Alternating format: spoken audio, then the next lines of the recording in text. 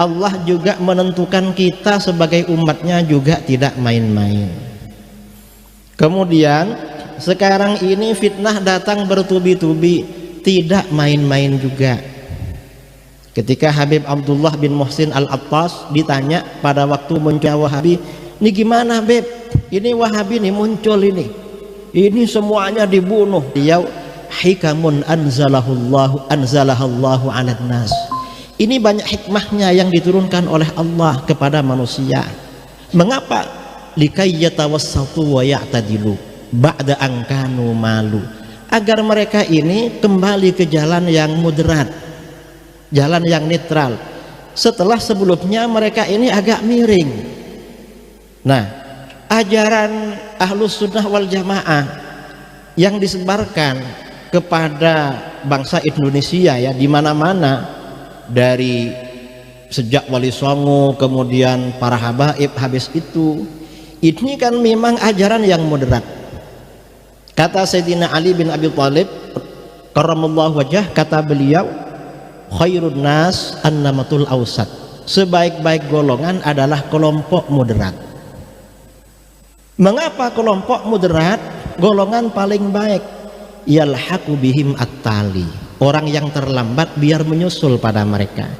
Terlambat ini artinya kalau sekarang ya radikal kiri, sumbu kepanjangan. Kemudian ada lagi kelompok yang radikal kanan, wa yarji'u ilaihim al-ghali. Lalu kelompok yang ghulat, kelompok yang berlebih-lebihan, yang ekstrim, itu agar mundur ke belakang, agar kembali kepada kelompok moderat ini. Nah, ini mungkin terjadinya fitan di akhir zaman ini ya, mungkin karena ada memang saudara-saudara kita ini sudah agak miring-miring. Mungkin ada miring kanan, mungkin juga ada belok kiri, ada belok kanan. Akhirnya ya ada fitan-fitan ini agar umat Islam itu sadar, kembali kepada jalan yang netral, jalan yang moderat. Dan ini pasti banyak hikmahnya. Mungkin kalau misalnya ini hikmah saja ya, tapi gak benar juga sebenarnya. Wahabi misalnya, seandainya gak ada Wahabi, mungkin sebagian saudara kita berlebih-lebihan di dalam hal tabarruk, tawassul, walaupun itu sebenarnya masyru'. Cuma kadang-kadang orang-orang awam itu kan keliru-keliru dalam tabarruk dan tawassulnya itu. Dan sekarang memang saudara kita ini sudah banyak yang keliru di dalam bab tabarruk. 20 tahun yang lalu, 25 tahun yang lalu, kalau kita ziarah ke sebagian makam Wali Songo di Ampel misalnya, laki dan perempuan itu terpisah. Yang perempuan sebelah timur, laki-laki sebelah barat. Belakangan ini laki-laki dan perempuan ngumpul. Jadi kadang-kadang baca Quran sendirian, tiba-tiba dikerubungi perempuan sekarang ini. Dan ini ya memang para asatid, para habaib perlu bersuara. Memang ini benar, tapi jangan terlalu begitu. Ini artinya kan memang dari waktu ke waktu memang perlu. Kemudian lagi seperti misalnya dulu karena masa mutaakhirin ini hanya merujuk kepada kitab Mu'tabarah, sampai-sampai lupa mempelajari kitab-kitab hadis, mempelajari tafsir. Setelah muncul aliran-aliran Wahabi ini, para asatid sekarang banyak mengoleksi kitab-kitab hadis. Karena apa-apa yang menjadi ajaran Ahlus Sunnah harus dibela dengan itu. Nah, ini poin pertama yang ingin saya sampaikan. Kemudian ini ada beberapa poin ya yang saya catat terkait dengan PR kita pada masa-masa yang akan datang, yang pada masa-masa sekarang ini. Jadi bahwa amar ma'ruf dan nahi mungkar itu wajib kita lakukan, dan setiap orang yang mampu. Cuman amar ma'ruf nahi mungkar ini harus bijak, kemudian harus mau'izah hasanah, dan melalui siasat yang baik, yang terpuji. Karena kalau enggak, nanti akan ada benturan dari pihak lain dan akibatnya tidak bagus. Ini seperti yang disampaikan ya oleh sebagian habaib. Habib Salim Asy-Syatiri berkata, kata beliau, al-ilmu laisa fawqahu hikmah wala siyasah akhiruhu khosasah. Ilmu itu kalau tidak bijak yang menyampaikan, memang di kitab itu ada, cuma yang menyampaikan tidak bijak, kemudian juga tidak siasah ya, tidak mengerti situasi dan kondisi, akhirnya justru kehinaan. Artinya apa? Bisa kerusakan akhirnya. Ini diantaranya. Kemudian lagi ya, nah kemudian lagi, karena memang kehidupan dunia itu bisa hidup dengan ilmu agama. Orang itu kalau tidak punya ilmu agama, seperti di dalam kitab-kitabnya, itu berarti kan orang mati. Maka orang yang tidak punya ilmu agama itu mestinya tidak berhak untuk berada di depan membicarakan ilmu agama, mestinya begitu. Sekarang ini dari setiap komunitas ada yang seperti itu.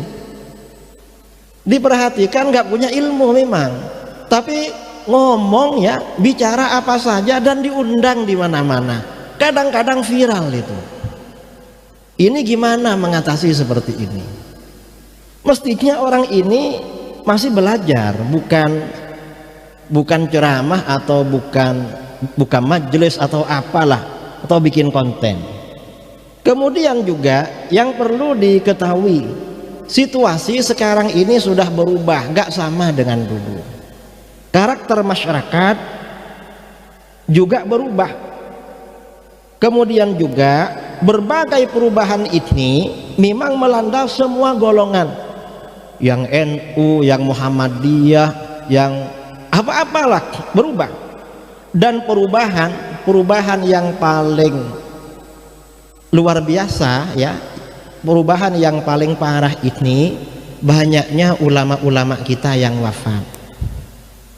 Intiza'ul ilmi bintiza'il ulama. Ulama-ulama yang punya harisma, yang menjadi rujukan, semakin lama semakin tidak ada. Memang pondok-pondok semakin banyak, pondoknya para kiai, pondoknya para habaib semakin banyak. Tapi hasil survei dari dulu, anak-anak pondok itu setelah pulang yang masih aktif dengan ilmunya rata-rata kan 5%. Rata-rata kata kiai-kiai 5%. Dan itu sejak masa ulama salaf. Ada ulama salaf ahli hadis, muridnya 4.000, dipuji-puji sama orang, Masya Allah antum ini khair, senang, nanti banyak yang meneruskan. Ini muridnya 4.000. Kata beliau apa? Nanti murid saya yang bisa melanjutkan saya 4 orang aja sudah bagus, kata. Nggak perlu 4.000, 4 orang aja sudah bagus.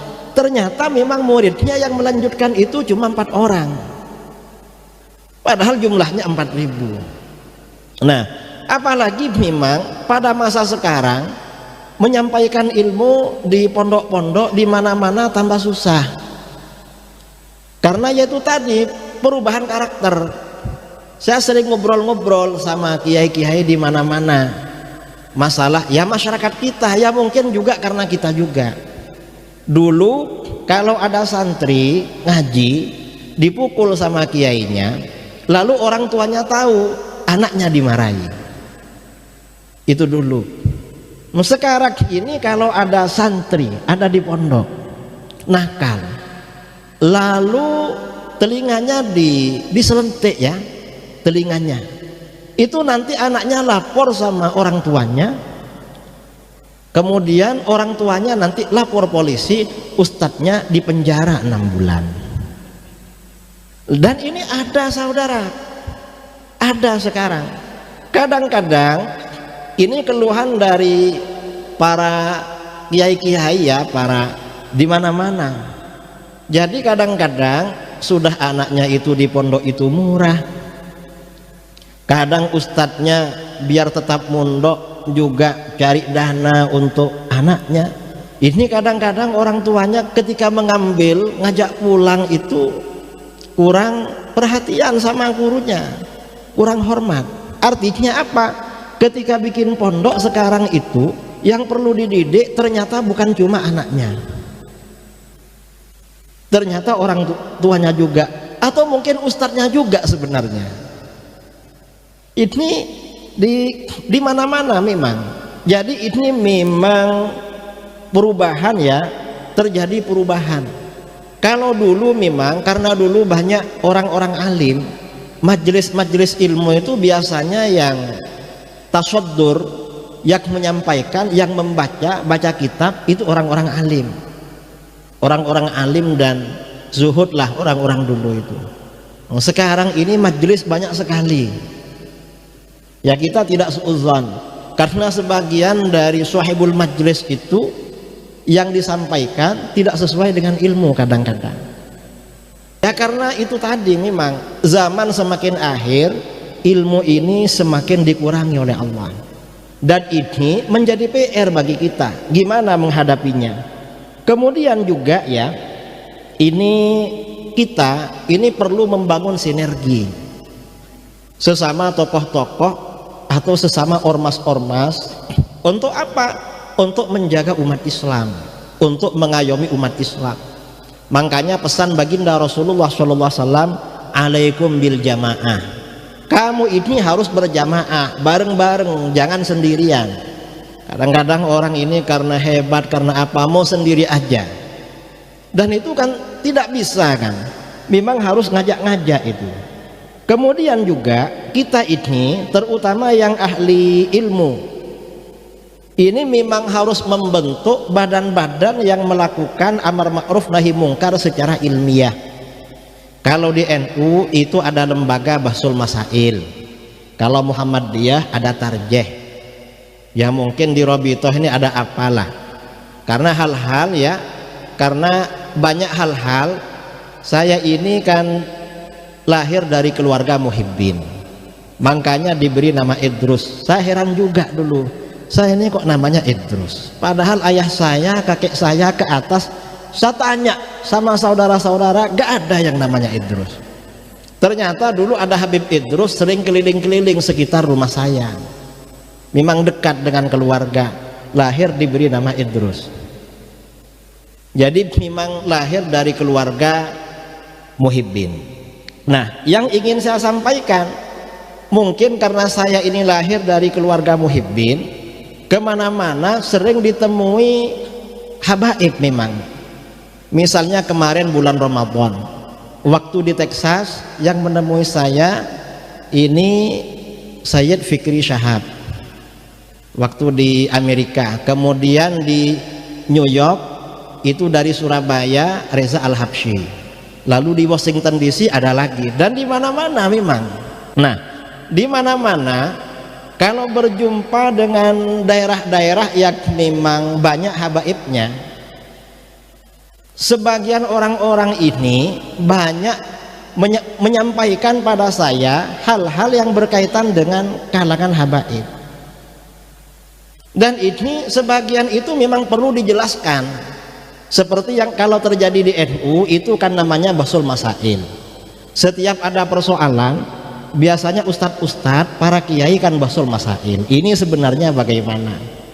Nah, sebenarnya saya perhatikan di kalangan para habaib, masalah-masalah seperti itu ada juga. Dan sampai sekarang ini belum ada Bahsul Masail atau fatwa atau apa yang begini, ini hukumnya bagaimana sebenarnya. Banyak terjadi. Dan ini kan saya kira ini perlu memang ya, di Robitoh Alawiyah ini ada lembaga yang seperti itu. Ya agar kalau misalnya ada oknum keluarga habaib yang aneh-aneh itu, kita bisa mengingatkan, Beb, antum ini, kami ini wajib mahabbah sama antum kok menyimpang begini, gimana gitu. Jadi perlu, saya kira memang perlu.